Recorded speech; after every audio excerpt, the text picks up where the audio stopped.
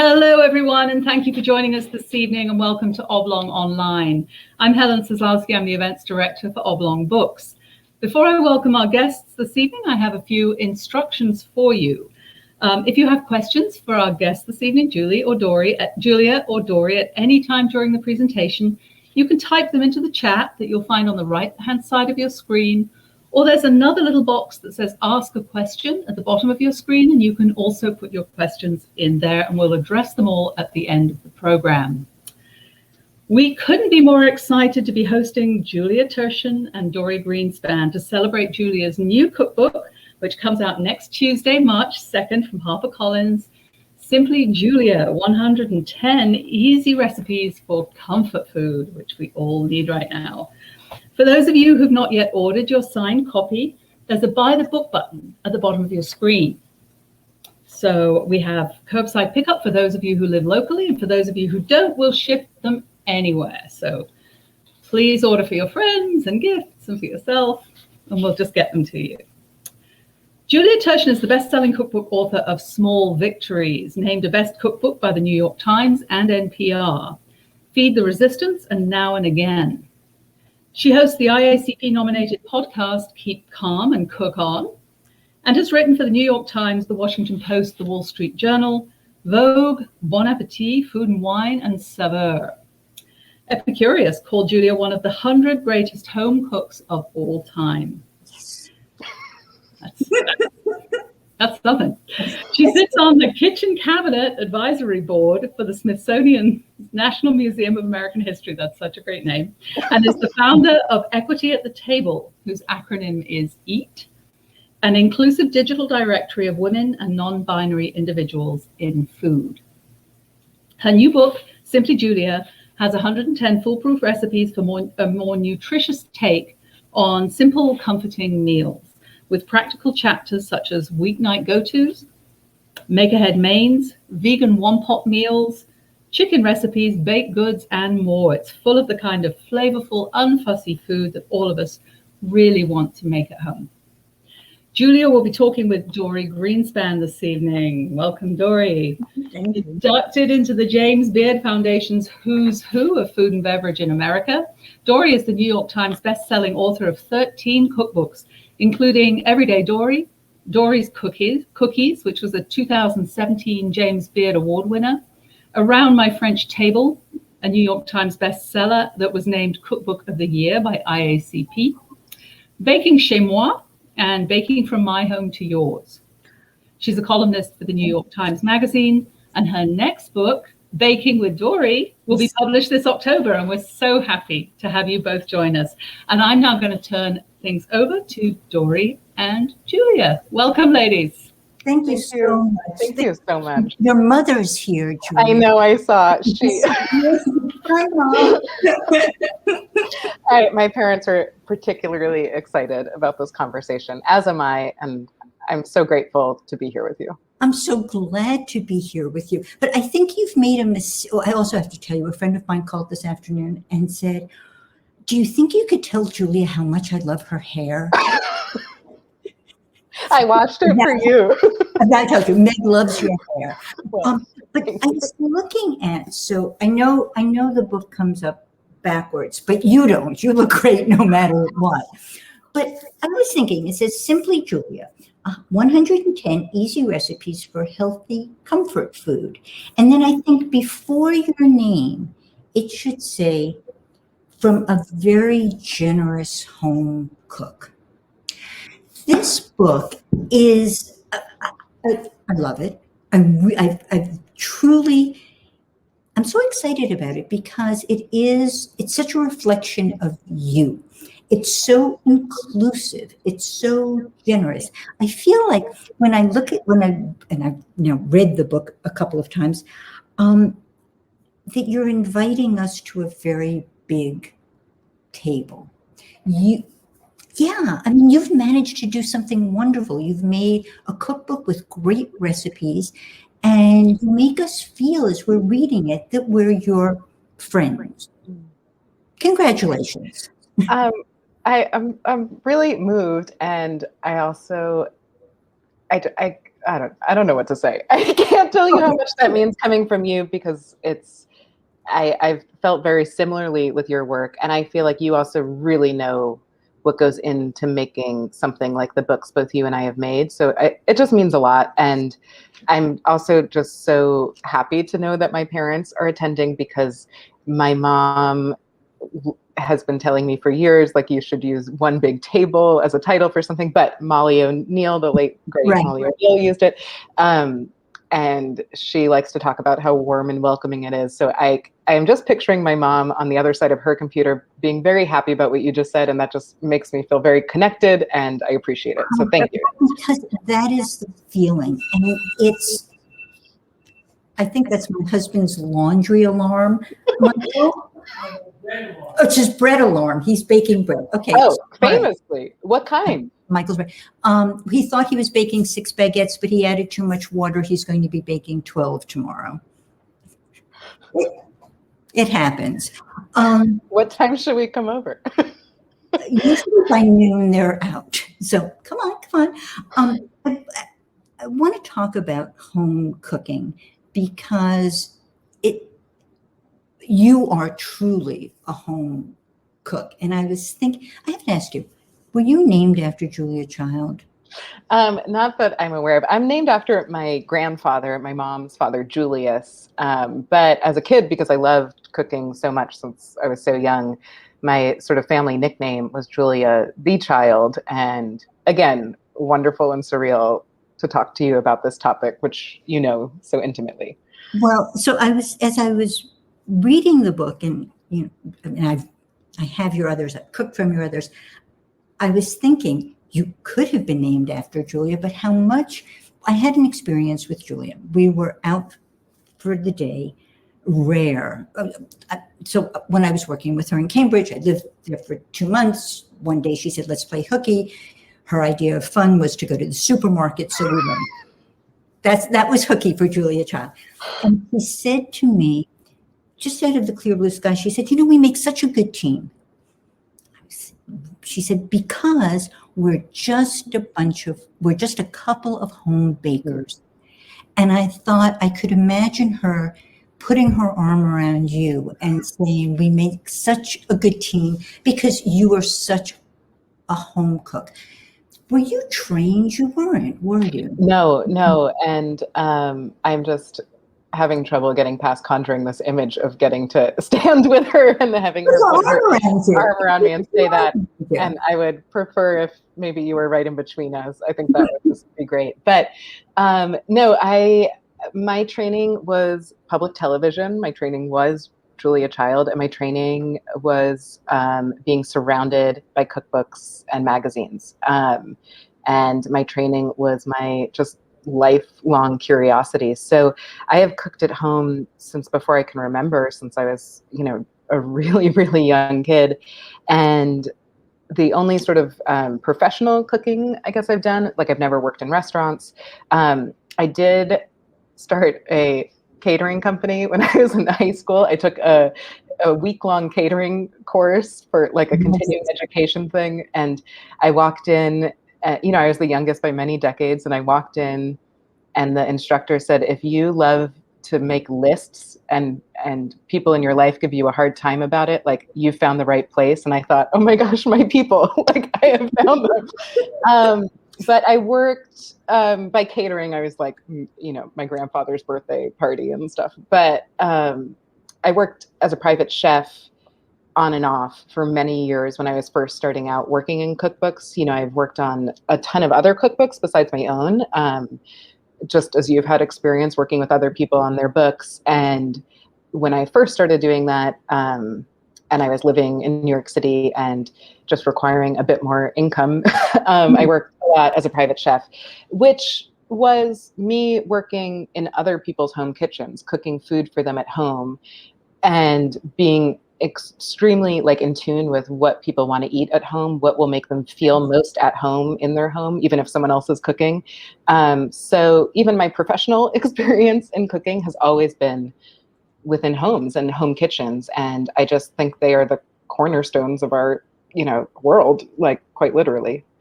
And that comes across in each of the the head notes that you're writing. Did you say that when you took the course, the instructor said if you like to make lists? So I love, the book has lists. Yeah, so many. So many lists. And they're all so wonderful. I'm particularly fond of the list of questions you can ask people to get a dinner table conversation started. Also, the lists of things that you need to have in your pantry. But in one of your wonderful essays, so I think about this book that it should be given to people who are just starting to cook. It should be given to people who know how to cook and who already love it. They will just love it more. And it should be given to people who would like somebody else to cook for them, but are just interested in life. You're a very wise person. There are so many good essays, but in writing about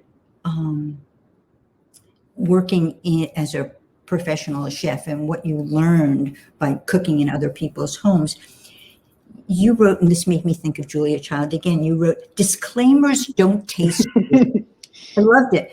Just say, if you've made a mistake, if something hasn't come out the way you wanted to, just say, dinner's ready. You made someone a meal. That's a gift. And the idea of food as gift and food as a gift is something that you give to someone you love or to bring people together, and one day we will be together again. It runs throughout the book. You also in that chapter say, don't underestimate the value of a homey dessert. Mm-hmm. That was written for you. That was with you in mind. I'll take it. I don't know. I think that I can only imagine how much we agree about all of this. And I mean, we probably should get a third person in here who doesn't agree with us at all, because, right. But I think that cooking at home, which we're, kind of is the center of, I think, both of our work, cooking at home has been the center of my life forever. It's given me so much. And of the many things it's given me, in addition to learning about people from all over the world, in addition to getting to talk with people like you and have you as part of my community, in addition to teaching me about math and science at a young age and fractions, the one big thing it's given me is a way to give to others, which gives me a tremendous amount of satisfaction. And it's so funny. Do you know the book, what is it? The 5 Love Languages? No. Oh gosh. Okay. I think you'll enjoy this. I know you've been married for a really long time, so I think forever. Yeah. You and Michael will enjoy this. It's basically, it's one of these books where it's kind of like horoscopes, like they describe a few things and you feel like the thing that describes you is like, oh my God, this was written just for me, but applies to everyone. Therefore, it's sold 1,000 million copies, whatever. I love it. And it describes all the different ways we express our love. What are our love languages, both to kind of, more about receiving. So for example, one is acts of service. So Grace, my wife, I don't really care about gifts. For some people, receiving gifts is a love language. But if she, I don't know, she puts freshly folded towels in the bathroom, I feel so loved. It's this act of service. Hers is quality time, me being with her and not also being on my phone. That's it, right? So I realized we were talking about this the other day, and I said, gift giving is not my love language. I don't need gifts, but I think gift giving is my love language. And I was like, I think they need another chapter. Right. It makes me feel good. Yeah. But so we'll get to the recipes because they're really delicious. But this, and 1 second.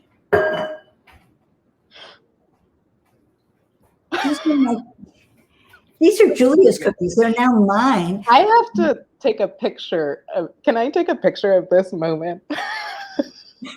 I have to send this to my friends. You can explain. I'll let you explain. Well, these are the Card Night ginger cookies. And I forgot I'd have to chew and swallow and talk at the same time. Sorry. I might do it again. They're so good. So we'll talk about the recipes. But there's so much more in this book. I feel that you've treated us as friends and family in terms of what you've shared with us, how you've helped us understand what's important to you and how it touches us. And you talk about, when you said you feel like when you give a gift, it makes you happy. It's not going out and buying something and making sure that the ribbon is just so. It's these cookies. You also talk about volunteering and how much that has meant to you. Would you tell us about Georgine? Oh, I would love to tell you about Georgine, who I'll take my time so you can have as many as you want. I'll tell everyone quickly too, just what you're eating, which are the Card Night ginger cookies, as you mentioned, but that probably doesn't make that much sense to everyone. And so what that means to me, my three closest friends, it's four of us all together. I think of this group of friends as my Card Night friends. We've been friends for so long, and we used to all live in New York City, and we would go make dinner at each other's apartments, and then we would play cards. So Card Night. That's evolved. We now live across the world. We're not playing cards. We get together now on Zoom, but we still keep all that glue between us. And one of the ways we do that is by talking about food all the time. We all love to cook. We all love to bake. One of my dearest friends within that group, Amelia, once made these ginger cookies that like we all couldn't get enough of. So these are a version of those. So these are the Card Night cookies. So yes, they come with a story, which to me is just the best part of any cookbook and the best part of food in general. Like everything we eat, there's a story behind it. So one of the, I guess, my favorite stories to tell is about our friend Georgine, who this book is dedicated, or it's in her memory. She passed away a little over a year ago, and both her and our late, but dearly departed cat Turk, and who lived to be so old. And Georgine loved animals, and we like to imagine them together wherever they are. And so Georgine was our friend who we met through our volunteering shift. And when I'm saying we, I'm talking about me and my wife. And when we moved here, so I'm sitting in my home kitchen. This is, what you see here. It's all from my kitchen. And when we moved here from the city, so we're a couple hours outside of New York City, we're not terribly far from Oblong. And we started volunteering at this place called Angel Food East, which is essentially like a very local version of Meals on Wheels. We serve, it used to be 60, we're now serving 70 clients, and we go make a homemade meal from start to finish. We pack it up in these like individual containers, we seal them. This other group of volunteers comes to deliver the food, and there's a couple shifts of cooks every week. So every client gets, a bag with a few homemade meals, always like a soup, usually baked goods. And it's just this really wonderful thing. It's in the kitchen of a church that we don't belong to, but Georgine belonged to this church, and she volunteered at Angel Food East for a really long time. So when we showed up on our first day, we happened to walk into her shift, which was pretty much the best timing we could have ever asked for. And we got to volunteer with her every week for the last couple years of her life. And in doing so, we got to see her once a week. And someone else in our shift used to pick her up and drop her off. She no longer drived. And then I can't remember if he moved, but anyway, he wasn't part of our shift. So we got nominated to pick her up and drop her off. And Grace and I were like fighting for who got to drive, like who got to be in the front seat with her. Yeah, it was such an exciting day. We were like, Georgine's in our car. Like she was like a North Star for us. She was so funny and so sharp, and was very open to hearing other ideas, which I think is admirable at any age, but I think especially 90. And to me, she was just so emblematic of what it looks like to consistently show up for your community and to do it without looking for a pat on the back in any way. And it's just part of what you do.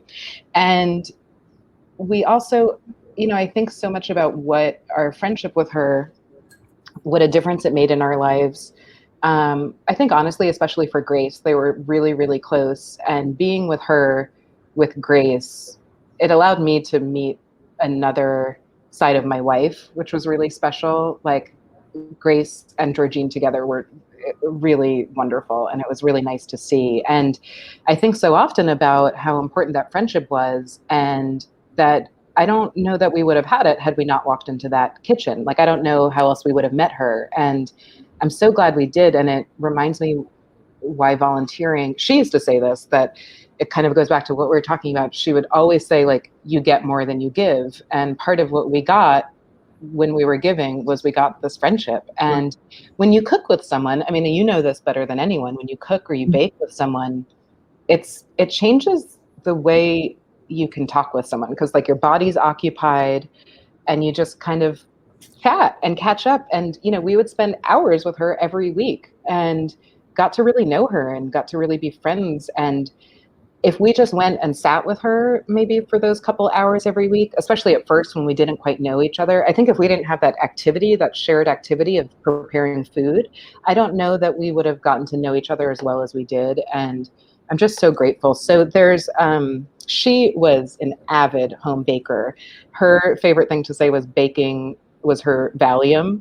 That's how she referred to baking. And she would, we kind of got the vibe that she maybe liked us a fraction of how much we liked her when she started to give us like some baked goods when we would pick her up. And one of our favorite things she made was this coffee cake. And there's a coffee cake recipe in Simply Julia that's an ode to her. It's not her exact recipe. I don't know if she would like it if she was still alive. I think she would probably prefer hers, but it's in her memory. And I got to write about volunteering in this book. I got to write some essays, as you mentioned. I think that's part of what makes this book a lot more personal than my previous books. Not that they weren't personal. All my work is pretty personal, but I got to reflect on some of this stuff that to me has everything to do with food, has everything to do with comfort, with health. And not all of that fits into a recipe, but I think it's worth putting in the same book. So that's a little bit about Georgine, who we just miss a lot. So well, and volunteering and cooking alongside someone, and the comfort of cooking, of making something, working with your hands. I love. So there's the coffee cake for Georgine. And there are other recipes. They're tied to people in your life. They're tied to situations. I don't know if this is going to show, but there's a picture. I love this picture. I think I know which one you're going to show. I want to see if I'm right. Take a guess. I don't think so. Of my grandmother? Yes. Yes. So okay. Is it visible? Can you see I mean, 1920, she's in slacks, she's in pants, she's like Coco Chanel. It's just incredible. And so the recipe is for Grandma Beatrice's bubula. And you write that you thought bubula was a Yiddish term of endearment. Well, so did I. In fact, what you give as a recipe is my mother-in-law's matzo meal pancakes. And she didn't call them those. Wait, my mother-in-law did. She never called them bubula. She never called me bubula either, but that's something else. But this picture of my grandmother and the matzo meal pancakes, I don't know if my mother-in-law used seltzer. She might have. I think that may have been, I may have just winged that part, but I'm so glad you pointed to this picture and this recipe, because to me, just like the coffee cake and the pictures of Georgine that are in the book, this recipe and that photograph in particular means so much to me, because these are women who are incredibly important to me, incredibly foundational. I never met my grandmother. That's my mom's mother.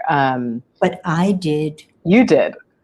Should we reveal some behind the scenes like no, how small the world is. No. Continue. But to me, to put these women in a book, to put their photograph, their image, to put their names, and then to attach a recipe to it. So these stories about them that I share, you can actually take these recipes and they can be part of your story. Like that is the amazing part of a cookbook, right? Like we get to share ourselves, but then the best thing is when it just becomes, whoever's coffee cake. Like they don't need to know it was mine or Georgine's. Like it becomes yours. And that kind of transition to me is really exciting. And so for the recipe from my grandmother, this was a really sort of amazing moment. I know my mom is watching. I wish she was here with us. I don't know how to make her on the screen, but know that she's here. Like literally, she's here with us. And so this was her mother, and my grandparents, my mom's parents. My grandmother was a baker's daughter. My grandfather was a flour miller's son. So their relationship is very kismet, very meant to be. And they fled Eastern Europe during the pogroms, and very, very long, complicated story made short. They ended up in Brooklyn, where they ran a bread bakery called Ratchik's on Avenue J. Dorie was a customer. We will get into this. And I basically feel so tethered to this side of my family, even though I never got to meet these grandparents. And my mom had two sisters who have both since passed, and I was very, very close to my aunts. There's also a picture of them in the book. Yes. And I feel like I've spent so much of my life interrogating my mother and my aunts and my cousins about our family and about the bakery. And I have just had this desire to know these people who I come from, and who I'm so connected to, and, the whole food connection and everything. So in one of these conversations of me asking a million questions, my mom said, have I ever told you about Bubala? And I thought it's like this term of endearment, like you call someone like sweetie or something. Right, exactly. And I was like, yeah, I mean, you called me that, like it's sweet. And she was like, no, like the pancakes. And so these were the matzo meal pancakes her mother, my grandmother, would make, which are essentially a matzo ball mixture that you fry in butter. And my mom was here in my kitchen where I'm sitting one day. And after she had told me about this, I did some research. I like to put seltzer in my matzo balls. That's why I put it in the pancake recipe, because these matzo balls, anything made with matzo can really veer towards baseball, like dense, heavy, and seltzer is bubbly and the opposite. So it helps. Anyway, I made them. My mom was sitting here at the counter where I'm sitting right now. I handed the plate to my mom and she was like, it tastes just like my mom's. So she went right back to this time with this woman who's so important to me, who I never met. And, I'm holding it together, telling you the story, but it's very emotional for me. And I think it's just what power food holds. And it can conjure up memories that aren't even ours. It's like amazing. That aren't ours, or I think I love what you've just said, and I love that it goes back, but it also goes forward, that we can create memories with the food that we make. And you said, I want to go back and talk about your family and about Ratchik's, but when you were talking about the coffee cake, you said, well, it's my coffee cake. It was not really, it could have been Georgine's, but then it's mine and now it's yours. Mm-hmm. And one of the things that you do, and I've done it ever since I started writing cookbooks, is you give people permission to do whatever they want with the recipe. Mm-hmm. Right? You've created the recipe, you've tested it, you've now sent it out into the world, and now it's yours. Mm-hmm. And now you can, if you don't want cinnamon, you'd rather have nutmeg, that's okay. If you want to make it a loaf cake, even though I made it a layer, that's okay. And you give so many, the title says 110 easy recipes, but I think there are at least 150 in here, mm-hmm. because of all the do this, do that's that you do. But you help us make something that will become ours and can become somebody else's memory. So I have a recipe in my new book for babka, right? So I hadn't made, you would think, but I've never made babka. I hadn't until this past, 2 years ago. You were busy making some other things. I was making some other things, but I think I didn't want to make babka because it was something that my husband loved so much, and he loved it because that's what he had from Ratchik's. That was a weekly treat, was to have babka from your grandparents' bakery. Wow. And I write in my new book that there was always babka in our house. And when I made it, Michael said it reminded him of the babka of his childhood. And I realized that's where my mother bought her babka too. Wow. So it was, we go in circles. Wow. Yeah. I'm so moved by that. It's, so we had bread from your grandparents' bakery every day. The rye bread was, my father used to eat it with dessert. Whatever he had for dessert. Michael's walking in because he wants me to. Yeah, please. Michael's invited. What? Oh, there are. But there are 150 Hi, people. Michael. It's just me. It's just me. What? Her mother's picture that was on the wall, right? Yes, your mother's picture. I would wait in line because there was a line right to the left. And you came around and then you stood in front of the counter. When I started, I was too low. The counter was above my head. And I'd wait in line, and there was a picture of your mother in the little office. It was like, there's the princess. There she was. I feel like I want to put my mom on FaceTime. I don't know. You're welcome. So, and the schnicken were really good. That's so sweet. The what was really good? Schnicken, which is like raisin, Danish nuts, honey-ish on top. Yeah. Which my Aunt Debbie famously would. So my Aunt Debbie, I don't want to insult anyone, but Aunt Debbie was very fancy, and I think often felt working at the bakery may have been beneath her. So she would sit at the counter and she would just pluck the nuts off the top and eat them. So people ever, let me just put let's see if my mom will pick up. That will be fun. Let's see if we can embarrass her.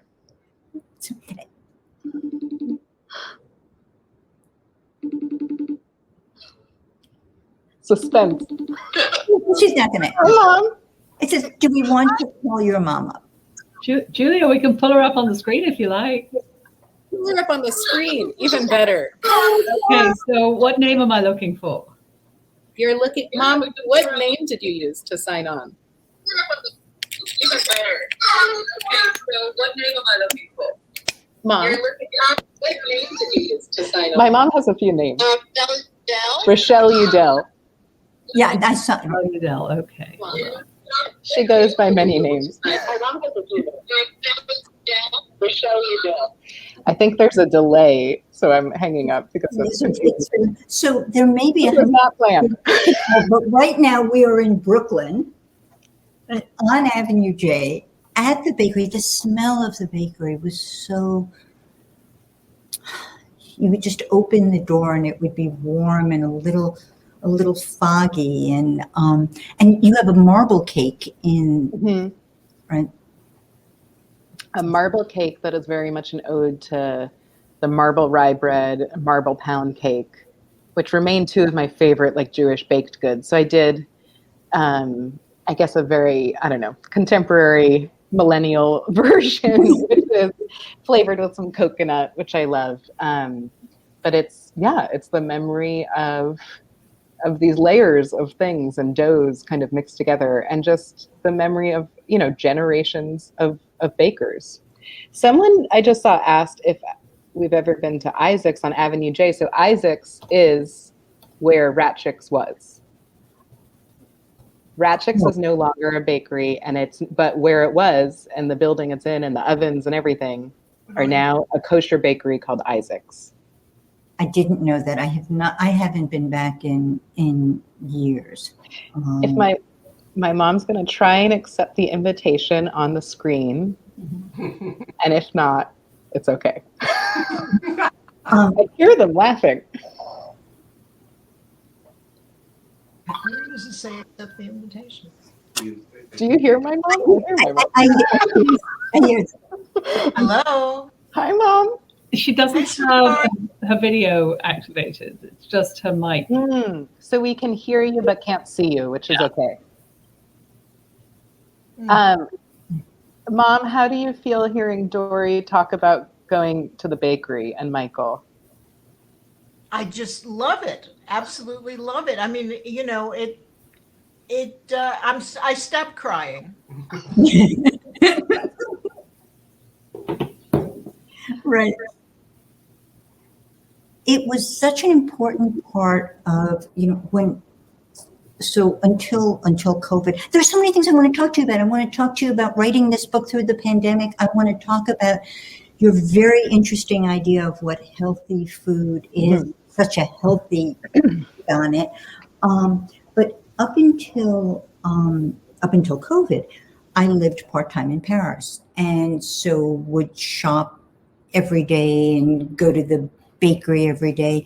And it took me forever to realize that that's exactly what my mother did. She didn't have the open air market that I have in Paris. She had Avenue J, and she bought her bread every day. She may have shopped groceries for a couple of days, but there was a fresh loaf of bread every day. That having something from the bakery was important, and having vodka was the treat. Yeah, it's truly very surreal to just hear this, to know my mom is listening. And it speaks to something that I think about a lot as a daily home cook. Like, food is part of our lives every single day, whether we cook or not. And it's such a wonderful and meaningful part of my day. And I think about people like my grandparents who ran a bakery, where people like your mother would buy bread every day.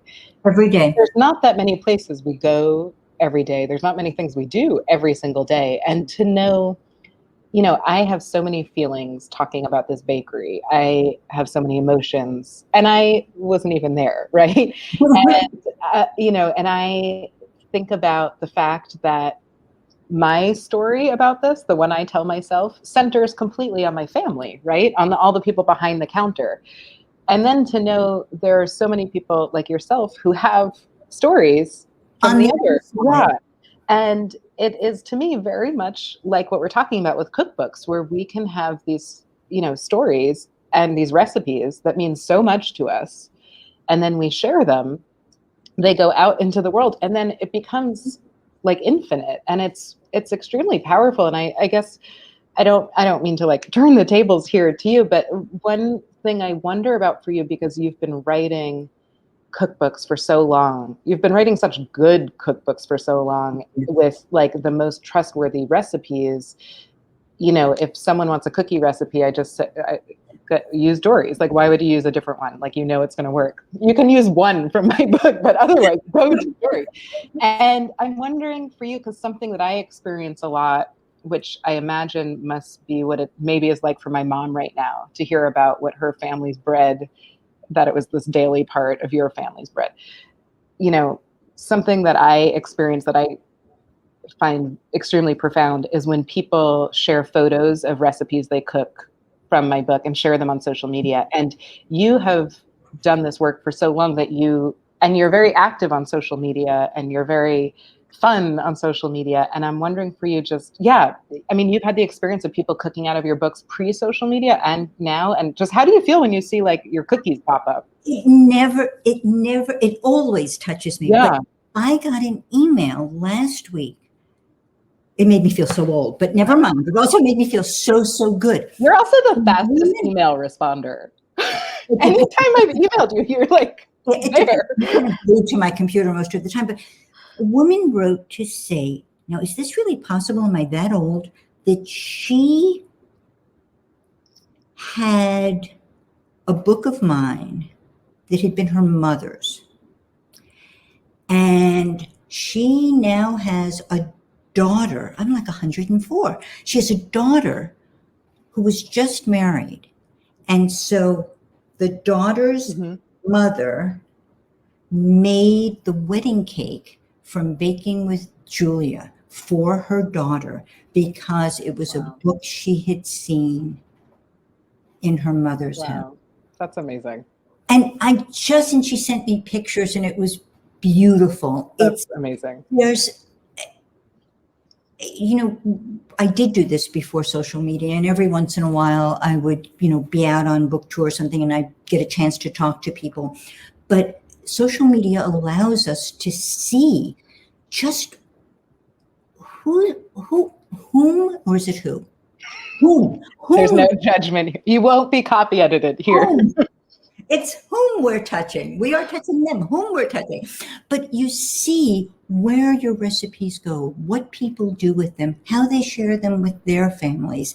And the work itself, the work when I'm just here in my kitchen, and I know you feel this way, the work itself is so satisfying. It's so consuming. You're so focused as you're working on it that when I'm working on a recipe, I think about, as I'm writing it, I think about the home baker or the home cook, writing instructions, thinking, will she be able to understand this? Is this going to be clear? But mostly I'm not thinking beyond the work that I'm doing. And then when I pick my head up and send the work out into the world and see it received, see it taken, when you see a picture of a family enjoying something that started in your kitchen, and now it could be a family anywhere in the world. It's so exciting. Yeah, it really is. And I don't know, there's people there's people in the chat area of this, I don't know what to call it, who are saying just incredibly kind things to both of us. And I don't know. I feel like having this opportunity to talk to you about what it feels like for us to see people like who are choosing to attend live and hear us talk about cookbooks, like who are choosing on a Thursday night to, take an hour and sit with us when you could be doing any number of things. I know that we are in kind and safe company and in the company of people who appreciate all the things we're talking about, which I guess I just want to say that I'm speaking on your behalf. I'm allowing you. If I'm wrong. We appreciate all of you so much. And, I really, really, truly appreciate all the things you said about this book, Dorie. I mean, I really poured my heart into this book, and which is a vulnerable thing to do. I mean, you've put yourself out there in your work, and to know that we have this kind group of people who are excited about our work, that is not something I take for granted. And that is why I put as much as I do into my books, because I really value the people who pick them up, and I value the contributions they make to their families, to their communities. If I can be helpful in that, that's my goal. So beautifully said. Yeah.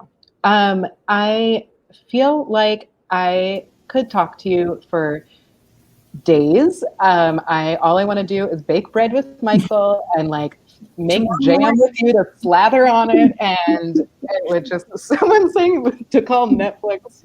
I mean, I would just rather sit with you in your kitchen, Dorie. But I know that we're supposed to open it up for more questions, but I just want to say, yes, I could talk to you and talk to you and talk to you. And I hope we've had our dialogue before this, and I just know it will continue. And I appreciate you and all of the, the paths that you have just carved for so many of us. And you really show us what it looks like to do it right. And I just thank you. So thank you, Dorie Greenspan. I can't believe you're here talking about my book. And it's very surreal. I brought cookies to the table, but I didn't bring tissues. Right. I think we should open this up for questions. You are ready. We're ready. I'll stay hidden, but I'll call some out. We had a question from Wiley. Can you guys hear me? Mm-hmm. Yep. Okay. Wiley said, I can't wait to receive my book. I heard something about Cornmeal Cobbler. Can you elaborate, Julia? Yes, accurate. I can show you a picture of it. I've got the book. So there's, this is the easiest dessert recipe in a chapter of all pretty easy dessert recipes. So this is, you can see that. There's the ice cream. There's the recipes. So it's, this recipe is called Any Frozen Fruit and Cornmeal Cobbler because the filling you make with frozen fruit, and you can use any frozen fruit. It's pretty literal. Dorie, I'm curious how you feel about frozen fruit because I love it in this recipe because it's already peeled and chopped and it tastes really good. And the topping is just like cornmeal, a little sugar, half and half because I have it in my fridge for my coffee, maybe some butter, I can't remember, flour, mix it together. It's like making cornbread, you put it on top. It's so good. So that's the recipe. How do you feel about frozen fruit? So I love frozen fruit because good frozen fruit is picked at its ripest, boom, frozen. Mm-hmm. So it's really, you lose something in the texture, but when you're baking with it, when you're putting it in that cornmeal cake, or if you're putting it in a pound cake, or if you're using it for ice cream, or it's such a, and you have it. You don't have to leave home to get it. Yeah. You know, get it, pop it in the freezer. Yeah, I'm a fan. Okay, it's Dorie approved. That sounds delicious. Now, Jen had a question. How did you deal with the challenges of writing a cookbook during the pandemic? Well, I can tell you about the experience of making this book, but then, Dorie, where are you in your next book? I'm proofing my pages, so I too finished during the pandemic. So yeah, this would be interesting to me just to compare notes, but I turned in the manuscript for this book that I'm holding, and the manuscript is all the words, right? So it's all the recipes and all the introductions to the recipes, the essays, like all the words in the book. They were all done, ready to go for me in February of 2020. That meant all the recipes were tested and it was ready. The only thing that was missing were the photographs. And so I handed in the manuscript and I was planning the photo shoot, which is, as I'm sure you can attest, Dorie, one of the more complicated parts of producing a book, because all of a sudden it goes from you and your computer and your stove and your oven to other people that you have to pay, and their time is very expensive and you want to do it efficiently, and you have to think about things like not using the same napkin in every photo and all of these kinds of things. So I was planning the photo shoot, which was going to involve quite a few people. We were going to shoot it in my house where I've shot my other books. I was going to hire some people to help me in the kitchen. I was hiring a photographer. I was renting her a house to stay in nearby. And that was all supposed to happen like the end of March 2020. Wow. So that just quickly seemed, that wasn't going to happen. That wasn't safe to happen. And it was totally not necessary. And the cookbook can wait. And I was ready to just wait and press pause.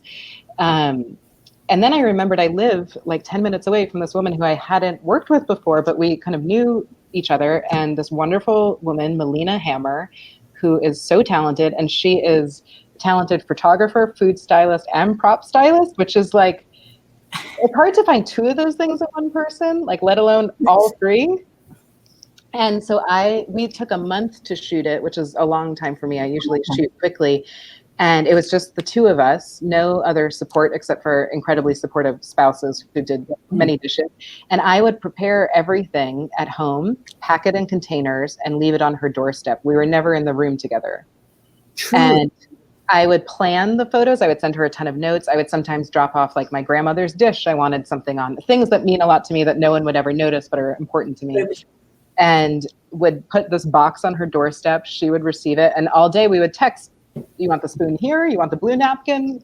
And that's how we did it. So other than that, the process has been pretty similar for me. Editing is something you can do. You get sent a digital file. Sometimes you print out pages.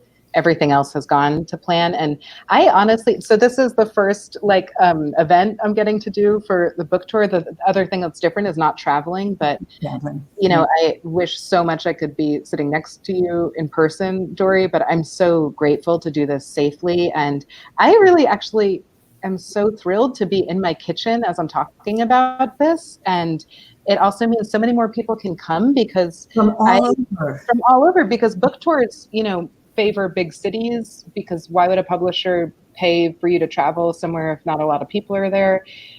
I get that, but I also think like people cook everywhere.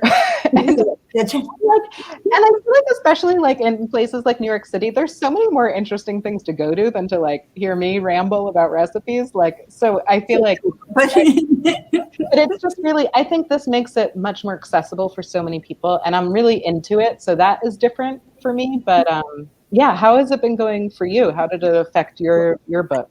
My timing was very different from yours. I turned in my manuscript. How many days did July have? 31. I turned it in July 31st. Okay. Right. When was it due? It was due July 31st. I have never been on time. No. I wouldn't think so. So it was due. Our son and daughter-in-law moved in with us in March, and Linling was pregnant, and they moved back to New York mid-July. I finished the book July 31st. I sent it to my editor. Gemma, our granddaughter, was born August 6th. So it was this but all of this was happening during COVID. And so I tested my last recipes with Linling and Joshua going to the supermarket because they wouldn't allow us to go out. So somebody else shopping for me, not, I couldn't, see the apples and touch them or do. And then I did my entire photo shoot by Zoom. Wow. So the team was in New York and I was in Connecticut and attached to them by Zoom for 12 hours. Wow. Yeah. Would you do that again, or was it hard? Or I would have liked to have been there. They were great. The team was fabulous, and they were so, and you find ways to work, you can't smell it, you can't taste it, but you can see it, you can move it, but it was a very different way of working. And my book publishes October 19th. Wow. And we're expecting that I won't be traveling. Yeah. Even in October, it will be virtual. Yeah. So, I may see you again right here, kitchen to kitchen. I would be. That's a date. Thrilled. I will definitely be there. I won't be there. I'll be right here. I'll be right here. We would love to have you back. I will be contacting you. I mean it. I'm not just saying that. I know. Love it. Yeah. That's so wonderful. Well, before we go to the next question, to your point about reaching people in places other than big cities, while you were talking about that, Samantha says, Kentucky girl here, and I'm so grateful for the virtual conversation. So isn't it nice that people can join us from everywhere? And we're so grateful that you do. Rebecca has a question. Are there any recipes, Julia, in your book inspired by Lee Bailey? Oh, did you know Lee Bailey, Dorie? It's so, I was talking about him the other day. I had never met him, but I was talking about a cornbread that was a Bailey recipe. With like a lot of sour cream in it? I think so. Yeah. So I guess for anyone who's not sure who that is, Lee Bailey was a very prolific cookbook author and just very stylish person.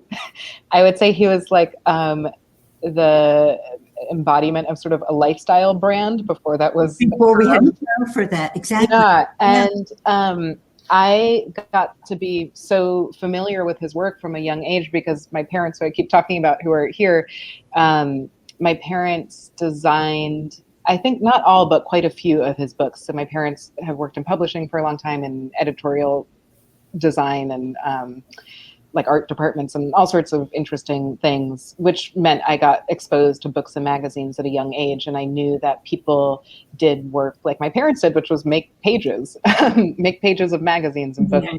And his books, before Martha Stewart, before Ina Garten, he was making cookbooks that gave you a sense of place. He showed you not just like the picture of the cornbread. That cornbread was, I remember this picture, it's wrapped in a napkin and it's like sitting on the beach, like it's part of a picnic. And to me, those details are things that I love and that I pour into my books, and I look for them in other books. Like, I want these details. I love them. I crave them. So to me, he was the model of that. So what was the question? Are there any recipes inspired by him? Are any recipes inspired in the book by him? I don't think there are any specific Lee Bailey inspired recipes, but I would say the whole book itself, all of my solo books that I've done, I think they're all very much inspired by him. I think his books were very much my education in the type of books I wanted to make, because I would flip through them as a kid and I wanted so badly to sit at his table. It just seemed like the coolest thing in the world, and he had cool friends, and I just thought the whole thing was so cool. And I was a kid who often didn't feel that cool, and I would read his books and I felt cool, and that felt really great. Yeah, he always was. Well, here's a question for both of you from Ellen. Let's start with Dorie. What comfort food have you eaten the most of during quarantine? I want to know. Well, normally my comfort food, unlike anybody else, carbs, is rice. But during this quarantine, and maybe it was because once a week Joshua cooked and he cooked pasta, but I've had so much pasta recently, so much more than usual, and I haven't had a pasta dish I didn't love. So I think this is my new comfort food. Julia? Any particular type of pasta? Oh, so no, but wait, now that I'm saying that, I also have taken to having oatmeal made with savory broth. So okay. Lindling and I would save all the bones from our chickens and stuff, and we would make a chicken broth out of it. And I've now half a cup of chicken broth, half a cup of water. This is breakfast. Oatmeal, raisins, because I do believe, even though so many people hate them, that everything should have raisins. I love them. I love them. Yeah. Okay. And chili crisp. That sounds great. Right. So yeah, just a spoonful of chili crisp. So yeah, that's something I look forward to. That sounds wonderful. Like sweet and spicy and savory. Yeah. I feel like all I want to do is melt cheese on everything. I understand. Well, I don't care what's underneath it. Vegetable, toast, a flip I also feel that right now, and we haven't had a chance to talk to it, we need another time, because I want to talk about your talking about coming to understand who you are, the body that you're living in, the foods that you want. I feel like this has been, during this pandemic, I'd like to think that everyone has become a more confident and a better cook, because I cook every day, but I feel like I've cooked 3 days a day. It's felt different. And we've cooked a whole lot, but I also have let go of you can't have this or you can't have that. I could trade in the oatmeal for your cookie in the morning, and that's okay. Absolutely. I feel like, the rules have changed, and it's been nice to be kinder. Yeah, I'm happy to hear that. And I guess I'll just give my elevator pitch of what healthy kind of means to me, because this is a book of healthy comfort food, and is very intentional about using this word healthy. And I mean, basically, long story short, I wrote a book of healthy recipes that has nothing to do with weight loss, has nothing to do with restriction of any kind, has everything to do with pleasure and joy, and having a deeply connected relationship to what we eat and what we cook, because that is healthy. And I just feel like that's taken me a really long time to get there, which I talk a lot about in the book. You can buy the book and learn more. But I think that this is just a really worthwhile thing to add to this conversation, because I think words like healthy get thrown around a lot to the point where they kind of lose meaning. And I just think it's worth pausing and reflecting on what we mean when we say that. And I think it's a word we can all define for ourselves. And whether it's savory oatmeal or a ginger cookie, if you are, in my eyes and in my book, I mean, literally, if you are eating something that makes you feel good, and that you are giving yourself this moment where you're taking care of yourself, or and or taking care of the person next to you, like that is healthy, that is comfort, and that is something we all deserve.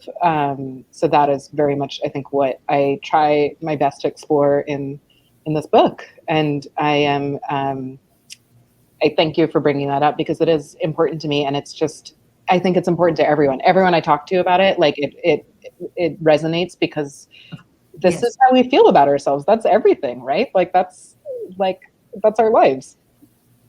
I love being able to equate healthy with pleasure, because you can't be healthy if you're not happy. Yeah. So, and there's food, happiness. That was an equal sign. I mean, I that equation makes a lot of sense to me too. So I think for many of us, there are a couple. We've got time for just a couple more questions. Sure. Okay. We've got one here from Emily, who says, in your past books, I've loved all the stories and recipes about you and Grace. Can we expect more in Simply Julia? I think that this book is as much a love letter to my wife as it is a cookbook. I think there's so much of us in it, and that is for very practical reasons. One is that, as I mentioned, this is a book from my kitchen to yours, and my kitchen is, again, the one I'm sitting in. This is the kitchen that produces all the food we eat. Grace and I live here. We've both worked from home our entire relationship. We're very used to being with each other all day, every day. Mm-hmm. The pandemic is horrible, and we're all ready for it to be over, and it's impacted everyone, so many more than others. And for us, our day-to-day life, I think we're two of the kind of rare people that it actually hasn't been that different within the walls of our home. And so this is the place where we eat all of our meals. And because we live in a pretty rural area, that is not new to us. Like, I've cooked at home every day for a long time. And Grace is the person I cook for and I cook with the most often. And, we volunteer at Angel Food together. Like, we do that weekly cooking together. So when I talk about what I cook in my kitchen and what is my just day-to-day cooking, which is what I talk about in this book, like, Grace is in all the stories. Like, I'm a little bit of a broken record. But also, as we were talking about at the very beginning, which was just a really nice thing to reflect on, like, in terms of food being this gift that we can give both ourselves and other people. Grace is my favorite person. So I feel like food is a way I get to express how I feel, and also just how I can express my consideration. Like, I don't know, if she mentions like, whoa, it's been a while since we had this or that, I can like file that away and like pull it out a few days later, like, hey, you mentioned this thing. Usually I'm so much more sentimental than she is. So usually she's like, okay, but it's sweet. And so she comes up a lot. There's some cute pictures of her with our dogs. Adorable pictures. Right. Well, that's good to know. Well, our last question this evening, and again, is a question for both of you. When you're writing a cookbook, how many recipes do you actually have to compile, and how many do you edit out? What's that process, Dorie? Should we start with you? Oh, nobody's ever asked me that question before. I work in a somewhat haphazard manner. I kind of don't know what my book is going to be until I realize the deadline is looming, because I'm always creating. I'm thinking I have another idea. I'm inspired by something. I make another recipe. And I don't really know that I have a book until I have a book. So I often do my work in notebooks, pencil and paper. And when everything is together and I've put it into the computer and I've sent it off to my recipe tester to be tested, I then write the names of the recipes down on cards, and I kind of deal them out like I'm playing cards. Like, oh, is this in the breakfast chapter, or should it be in simple cakes? And sometimes then I'll look at it and think, oh, how is it that I have 50 cookies and only one muffin? So I'll kind of see what's happening. I very rarely, it's very hard for me to give up a recipe. I'm more likely to add than to subtract. But it's books like Julia's work. A lot of the recipes that I put in books come from someplace. They come from a memory. They come from a visit. They come from travel. They come from, they're given to me as a gift. It's a great gift to give somebody a recipe. And so I'm never really sure what I'm going to have. Do you work from an outline? Do you know? Yeah, from this is so interesting to me, and I'm surprised I've never asked you about this before, because I really do think if you ask 10 cookbook authors, you'll get 10 different answers. Like, there's not a formula for how we create the work we create, even though the final product is similar, right? Like recipes, photos, index, it's done. And my process is like totally the opposite. I start everything on the page, and I start everything with an outline, and I come up with the entire table of contents. And I would love to do that. Well, but I feel like what you're expressing is amazing to me, because I'm hearing you and I'm like, oh, Dorie's an artist. Dorie is constantly creating. And then when it's time to, do your show at the gallery, it's like, okay, what order should it go in? Like, that's what it sounds like to me. And I'm the opposite. And I feel like I basically draw the blueprints for the house before I build it. Like, I need to see the whole thing and see how everything fits into place. And that means I don't leave a lot on the kind of cutting room floor. Sometimes, my final books are pretty close to my book proposals, to my plans, basically, but they're not identical. Like, I changed some things along the way, but I need to see the whole thing and how it fits. I need to know what, like, the title and subtitle are. Like, I need the whole thing. So I want to be just like you, either when I grow up or in my life. Just, it's at the very, very end that I make that list and that I see the table of contents. Well, I think it's amazing that you know that you'll get there, because you've done it so many times. Like, I don't. Oh, sometimes I don't. So sometimes I have to tell myself, you've done it before, you'll do it again. It'll be okay. Yeah. I tell myself that a lot. I have that Post-it too. Well, I know I said that was the last question. I lied, because somebody asked a really good one that I would love to end on this evening. By the way, that last question was from Steve. So really, this is the last question from Samantha, and it's a great one. If you could host, this is for both of you, if you could host a dinner with 4 other cookbook authors to cook together and share a meal, who would they be? Do you want to go first? Do they have to be alive? I don't think so. I think it's anybody, yeah. I think I could be ready. Go. Okay, go. Do we count as 2 or 4 in addition to the 2 of us? Because Dorie, right. Let's make it. Can we have a joint table? Okay. Yes. Let's yes. Just throw things out. Okay. I want to be sitting at a round table so I can see everyone, and I would love, Dorie, for you to be sitting at that table. I would love Lee Bailey to be sitting at that table. We're just talking about him. I would love to meet him. I would be honored if Edna Lewis sat at that table, and 1 more or 2 more, because I counted you, and maybe I get 1 extra. 2 more. I would love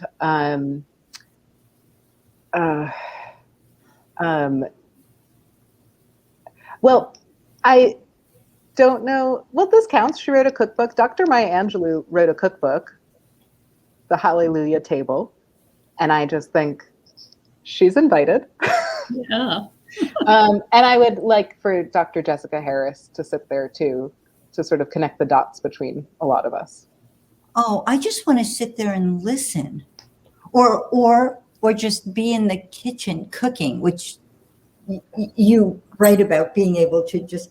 So this is so hard. So I would want the people who taught me to cook to be there because I never met them. So I learned from Maida Heater. I never met her. Wow. I'm surprised to hear that. I never met her. Wow. I saw the top of her head when she was honored by the James Beard Foundation. I was sitting way, way back, and she had bright white hair, and the light kind of just shone off the top of her head. So I knew she was there, but no, never. Wow. Met her. Yeah. So, I when I still channel her when I'm working on recipes. I learned to bake by reading Maida Heater and Gaston Lenôtre, French pastry chef. So I saw him, what is it with distance? He was under the Eiffel Tower. I was like across the river, but it was a party. So I'd like to meet him. The third cookbook that I owned and cooked my way through was Craig Claiborne's New York Times cookbook. So those were teachers. Yeah. And then I have you. I would be thrilled, and I'd be happy to do the dishes, and it would just be great. I love that question. That's a really fun. That's okay. But we would all, actually, I said I would be in the kitchen, but in fact, we would all be in the kitchen. Yeah, exactly. Oh, dream. What a great question to end on. Yeah. I saw that pop up. We have to ask that question. Well, Julia, Dorie, this was absolutely wonderful. It was. I love this so much. Thank you so much. We had such fun with you. Thank you all for coming.